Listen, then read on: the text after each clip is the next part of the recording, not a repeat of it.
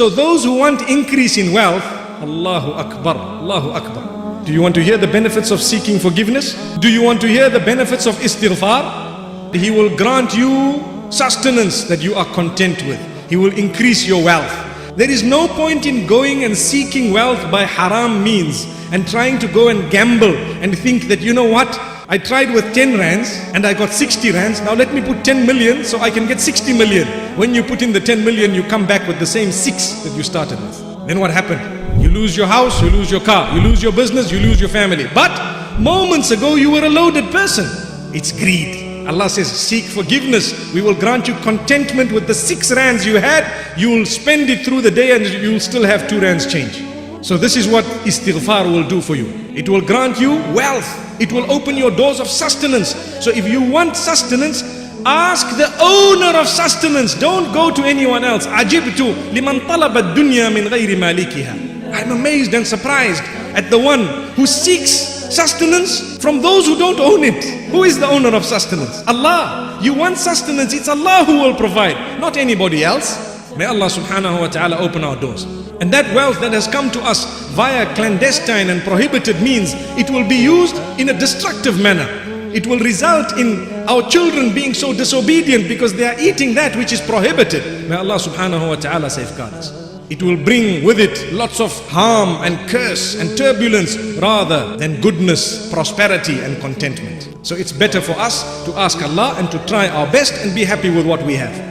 Nuh alayhi salam told his people, when you seek forgiveness, Allah will forgive you and He will send rain that is beneficial for you, which means your crop. The economy of any country today is based mainly on rainfall. If there is drought, there is a problem. When the rain falls and there is no drought and the crop has grown, mashallah, the economy flourishes. But when there is a shortage of water, when there is no rain, there is a punishment of Allah subhanahu wa ta'ala. So the first thing that will happen when any one of us engages in seeking the forgiveness of Allah subhanahu wa ta'ala is that He will forgive us, and one of the signs is the rainfall will come. Correct rainfall, because too much of it is punishment or a test, and too little of it is also either a test or punishment. But when it is just right, it shows that Allah is forgiving us and He has forgiven us. If you seek forgiveness, Allah will purify your offspring for you. Firstly, He will grant you the offspring. And secondly, He will make them also from amongst the good by your repentance. When you repent, then there is a greater likelihood that your children will also inshallah follow suit. You might have one, you might have someone, after you have fulfilled all your duties and they have now arrived at adulthood, they might renege here and there. That is between them and Allah subhanahu wa ta'ala. For as long as you have fulfilled your duty, and for as long as you have been exemplary, and for as long as you were their role model, inshallah, then by the will of Allah subhanahu wa ta'ala, there is no blame upon us. May Allah subhanahu wa ta'ala grant us understanding. Over and above that, He will grant you gardens, and He will grant you rivers that flow. This is also speaking about the life after death. When you increase your repentance, Allah will open your doors in this life as well as in the life after death.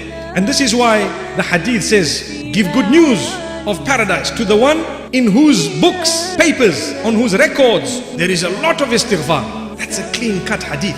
It makes so much sense.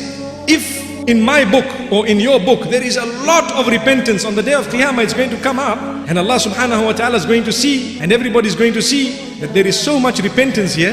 And Allah subhanahu wa ta'ala has told us through the blessed lips of Muhammad sallallahu alayhi wa sallam, give good news to that person.